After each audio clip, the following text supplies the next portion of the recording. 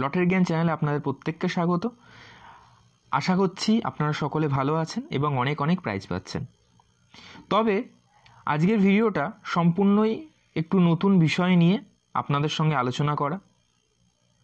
আপনারা অবশ্যই কমেন্ট সেকশানে লিখবেন যে আপনারাও কি এরকম সমস্যার সম্মুখীন হচ্ছেন বা এরকম সমস্যা আপনাদের হচ্ছে। তাহলে আমাদের কি বলুন তো, প্রত্যেককে একসঙ্গে এই কাজটা করতে হবে, সেই নিয়ে আজকে ভিডিওটা।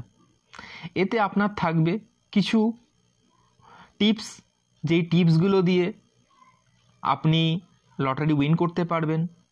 আর একটা কথা হচ্ছে, আমাকে কতটা সচেতন থাকতে হবে তার কিছু টিপস। বিশেষ করে কতটা সচেতন থাকতে হবে সেই টিপস নিয়েই আজকে আপনাদের সঙ্গে আলোচনা করা। আপনাদের মাথায় আসতেই পারে যে এটা দাদা কোন টিপসের কথা বলছে, কেনই বা সচেতনের কথা বলছে। তাহলে চলুন বেশি কথা না বাড়িয়ে ভিডিওটা শুরু করা যাক।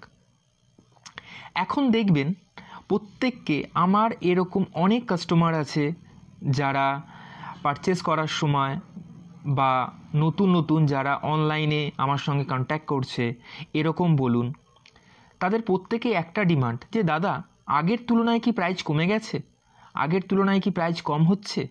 এরকম প্রচুর কোশ্চেন তাদের মনের মধ্যে রয়েছে। তো সেটাকেই সলভ করা জন্য একমাত্র রাস্তা হচ্ছে এই লটারি জ্ঞান, যার মারফতে আপনাদের অনেক বন্ধুদের কাছে খুব সহজেই পৌঁছে যাওয়া যাবে। তাই আজকে ভাবলাম এই ভিডিওটা শুরু করা। তাহলে দেখে নিন যে এই কথাটা সত্যি যে বলছে যে দাদা ডিআর লটারিতে কি আগের তুলনায় প্রাইস কমে গেছে। দেখুন, এর একটা বাস্তবায়িকতা আছে। সেটা হচ্ছে, আগে অনেকেই যেরকম ফেস করেছে যে পার্টিকুলার কোনো একটা নাম্বারের ধাঁচে এখানে খেলা হতো, বা কিছু অপোজিট নাম্বার আছে, তার বেসিসে কিছু মিডল নাম্বার আছে, সেই বেসিসে কিছু খেলা হয়।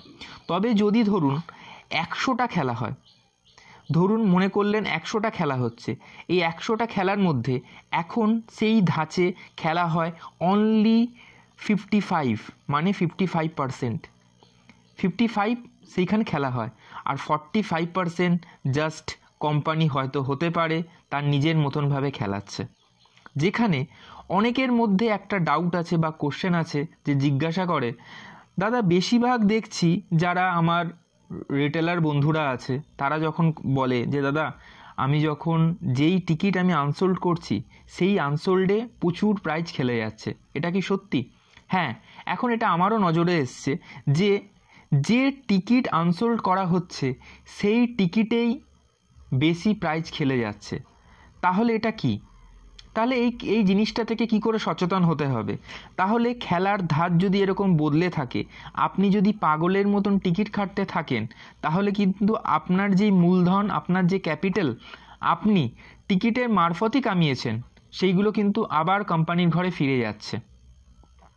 তাহলে এখন যদি কোম্পানি আপনার সঙ্গে এই ট্রেন্ডটা চালু করে যে আমাদের বেশিরভাগ খেলাই, বেশিরভাগ জিনিসই আমি যেইগুলো কাটছি সেগুলো বেশিরভাগ আনসোল্ডে প্রাইজ হচ্ছে, যে টিকিটটা ছেড়ে দিচ্ছি তাতে প্রাইজ হচ্ছে, তাহলে এর কোনো বাস্তবিকতা নেই। এমন একটা নাম্বার খেলেছে, নাম্বার খেলছে না। তাহলে এখানে আপনাকে শুধরে নিতে হবে নিজেকে। কিভাবে? যে না, আপনি যদি পার ডে 100 টাকার টিকিট কাটেন, সেখানে যদি দেখছেন আপনার টার্গেট মতন নাম্বার কিছু পাচ্ছেন না, তাহলে আপনি কাটবেন না, দরকার নেই কাটার, একদিন কাটবো না। কারণ আপনি যেখানে 100 টাকা থেকে ইনভেস্ট করে যদি সেখান থেকে আপনি 600 টাকাও না তুলতে পারেন, তাহলে আপনার টিকিট কাটার কোনো মানে হয় না। টিকিট কাটা মানে এটা নয় যে আপনি আপনার মূলধন কেটে আপনি খরচা করবেন যে কবে আমি 1 কোটি টাকা পাবো। আপনি মূলধন কেটে খরচা করবেন, মূলধন কেটে খরচা করে আপনি নিজের সম্পত্তি সেখানে শেষ করতে বসেছেন, আর আপনার সেখানে কোনো বেনিফিট হচ্ছে না, সেটা নয়। It's just a profession. এটাকে একটা প্রফেশন হিসাবে ধরুন, যে আমি এটা বিজনেস, আমি 100 টাকা ইনভেস্ট করব, তার এগেনস্টে যদি আমি একটা দোকান দেখব, দুটো দোকান দেখব, সেখানে যদি আমি ভালো পছন্দের মতন টিকিট না পাই, তাহলে আমি কাটবো না, কাটার প্রয়োজন নেই, দরকার নেই, আমি নেক্সট ডে কাটবো। কিন্তু কারণ কি, আপনার পার্টিকুলারলি পার ডে একটা ধরুন আপনার ইনকাম আছে 500 টাকা, 600 টাকা, 700 টাকা। সেই 500 টাকা ইনকামের মধ্যে আপনি 100 টাকা যদি বেফালতু খরচা করে দিলেন, সেখান থেকে আপনি কিছু রিটার্ন পেলেন না, তাহলে আপনার কাটার কোনো মানে হয় না। আপনি যখন না পর্যন্ত শিওর হবেন ততক্ষণ পর্যন্ত আপনি টিকিট কাটবেন না। ফালতু লটারি কোম্পানির পেট ভরিয়ে লাভ নেই। আপনি নিজের ভবিষ্যৎ গড়ার জন্য আজকে এইখানে নেমেছেন, তাই না? যে আমার লাখ টাকা আমি একবার পলিশড করে দেখি, যে আমি 100 টাকা ইনভেস্ট করে সেখান থেকে 600 টাকা যদি আমি রোজগার করি, সেখান থেকে আমি 500 টাকা আমি বেনিফিট যেন করতে পারি। 100 টাকা আমার লোকসান, দায় বায়ের সমান 500 টাকা আমার বেনিফিট। এখান থেকে আপনি কখনোই বুঝতে পারবেন না যে আমি 100 টাকা 100 টাকাই দিয়ে দিলাম, পরের দিন আরও 100 টাকা। আপনি মাসে একবার ক্যালকুলেট করে দেখুন, আপনার 3000 টাকা লস হয়ে যাচ্ছে, সেখান থেকে আপনি কিছুই পাচ্ছেন না। সেটা আপনার সংসারের উপর প্রেশার পড়বে। সেই প্রেশার দেওয়ার জন্য নয়, আপনি লটারি কাটছেন আপনার সংসারকে শুধরে রাখার জন্য, আপনার সংসারকে ভালো রাখার জন্য, আপনার সংসার যাতে ভালোভাবে সচ্ছল হতে পারে। এটাই নয় যে লটারিতে টাকা সমস্ত কিছু আপনি খুইয়ে দিয়ে আপনার পরিবারের দিকে আপনি ঘুরে যখন তাকাচ্ছেন আপনার পরিবার কষ্টে আছে, সেটার জন্য নয়। আপনি একবার নিজে রিয়েলাইজ করুন, যেদিন আপনি রিয়েলাইজেশন আপনার একদম পারফেক্ট হবে সেদিন আপনি লটারি টিকিট কাটুন। কারণ আমি একজন লটারি ব্যবসায়ী হয়ে আমিও আপনাকে এইটাই বলবো যে আপনি এখানে 1000 টাকা পাচ্ছেন, আপনাকে 1000 টাকা পেয়ে 1000 টাকাই আপনাকে টিকিট কাটতে হবে সেরকম নয়। 1000 টাকা পেয়ে আপনি 100 টাকা যেরকম পার ডে টিকিট কাটছেন, পার ডে আপনি 100 টাকাই টিকিট কাটুন। সেই পার ডে 100 টাকা টিকিটের মধ্যে যদি আপনার পছন্দ না হয় আপনি কাটবেন না। আমি এক জায়গায় 45,000 টাকা পেয়েছি তা বলে সেখানে আমাকে 45,000 টাকার মধ্যে আমাকে 5,000 টাকার টিকিট কাটতে হবে। যেই লটারি দাদার কাছ থেকে পেয়েছি সেই লটারি দাদা বলেছে আমাকে 5,000 টাকা টিকিট কাটতে হবে, কেন? হোয়াই? আপনি ইনভেস্টের জন্য, আপনি জাস্ট এটা একটা ব্যবসার জন্য, আপনি নিজেকে জীবনটাকে শুধরাবের জন্য আপনি টিকিট কাটছেন। তাহলে সেখান থেকে আপনি আপনার টাকা ইনভেস্ট করে আপনি টাকা থেকে সেখান থেকে পাচ্ছেন, সেখানে আপনি 5,000 টাকার টিকিট কেন কাটতে যাবেন? আপনি 100 টাকারই টিকিট কাটবেন, কিন্তু সেটা কন্টিনিউশন রাখবেন। যদি আপনার ভালো নাম্বার না পান আপনি কাটবেন না। সেই দোকান না হোক, পরের একটা দোকান দেখুন। যদি সেই দিনের মধ্যে কোনো জায়গায় গিয়ে আপনি পেলেন না, কাটবেন না, নেক্সট ডে ট্রাই করুন, নেক্সট ডে আবার পাবেন। আমি এরকমই বলি, এবং আমার যারা কাস্টমার আছে আমি আমার কাস্টমারকে তাই বলি, তাকে কোনো প্রেসারাইজ না, কিচ্ছু না। আপনি টাকা ইনভেস্ট করে আপনি আপনার ভাগ্যে আপনি প্রাইজ পেয়েছেন, সেখানে আপনি ডিসাইড করবেন যে আপনি কত টাকা ইনভেস্ট করবেন। এখানে কেউ আপনাকে বাধ্যবাধকতা বলতে পারে না যে আপনি এখানে এত টাকা পেয়েছেন আপনাকে এত টাকা টিকিট কাটতে হবে, কেউ ফোর্স করতে পারে না। এটা আপনার স্বাধীনতা, আপনাকে আপনার মতন বেছে নিতে হবে। তাহলে বোঝা গেল যে এখন যদি মনে করছেন যে আপনার প্রাইজ হচ্ছে না, দুদিন স্টপ রাখুন, নিজে ওয়াচ করুন, 30 টাকার টিকিট কাটুন, নিজেকে দেখুন, ভাবুন, তাইভাবে করুন। কখনোই আপনার এই কারণে আপনার সংসারের প্রতি যেন কোনো প্রেশার না আসে। কারণ এরকম অনেক কাস্টমার আছে, তাদের ফ্যামিলি এরমভাবে সাফারার, তাদের যেন সেরকম না হয়। আপনি এখানে টাকা রোজগার করার জন্য আপনি লটারি কাটছেন, টাকা খুইয়ে দেওয়ার জন্য নয়। কোম্পানি যদি স্মার্ট হয় আপনাকে ওভার স্মার্ট হতে হবে, আপনাকে সেইভাবে নিজেকে গুছিয়ে নিতে হবে আপনি কিভাবে প্রাইজ পাচ্ছেন।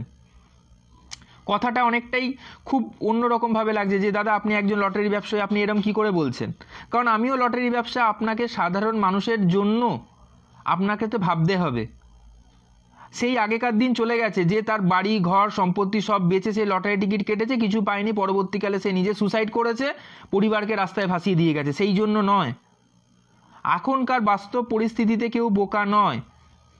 আপনাকে তখনই টিকিট কাটতে হবে যখন আপনি শিওর থাকছেন, অ্যাশিওর থাকছেন যে না এতে আমার খেলতে পারে, ওভার কনফিডেন্ট কাটুন আপনি। অবশ্যই সেটা ছক বুঝে।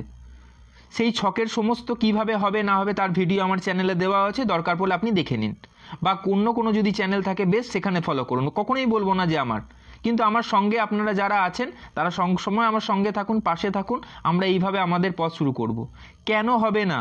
কোম্পানিকেও নিজেকে নিজের ধাঁচ বদলাতে বাধ্য হবে। যখনই দেখবে কাস্টমার কমে যাচ্ছে, কোম্পানি নিজে প্রাইস দিতে বাধ্য হবে, তাকে প্রাইস দিতেই হবে। সেখানে 55% যদি এখন আমার গ্রাফিক্যাল স্টেজে 55% আপনাকে দিচ্ছে, সেখান থেকে কোম্পানি বাড়ে 90% দেবেই, দিতে বাধ্য। তাহলে কি, অযথা পয়সা নষ্ট বন্ধ করুন, যেভাবে হোক আমাদের প্রাইজকে বাড়ানোর জন্য আমাকে নিজে সংযত হয়ে, আমাকে কাটতে হয় বলে কাটবে না, আপনি যেই টাকাটা ইনভেস্ট করবেন তার এগেনস্টে আমি যেই টাকাটা রিটার্ন পাবো সেটার জন্য আমাকে ভেবে বুঝে কাটতে হবে। আপনি প্রাইজ পেলে সেই পয়সাটাকে অযথা 5,000 10,000 টিকিট পেয়ে আপনাকে বড়লোক হতে হবে না। আপনি পার ডে 200 টাকা 300 টাকা করে আপনি পেয়ে যদি বড়লোক হতে পারেন তাহলে হন। একবারে পয়সা দিয়ে 5,000 টাকা টিকিট কেটে আপনি কোটিপতি হতে পারবেন না, হয় না। আপনি আপনার কন্টিনিউয়েশন বজায় রেখে আপনি যদি করতে পারেন আপনি কোটিপতি একদিন হবেই। যদি আমার ভিডিওটাকে ভালো লাগে তাহলে অবশ্যই লাইক করবেন, শেয়ার করবেন, চ্যানেলটাকে যদি ভালো লাগে অবশ্যই সাবস্ক্রাইব করবেন। সঙ্গে থাকুন, পাশে থাকুন, নেক্সট ভিডিও নিয়ে খুব শিগগিরই আসছি।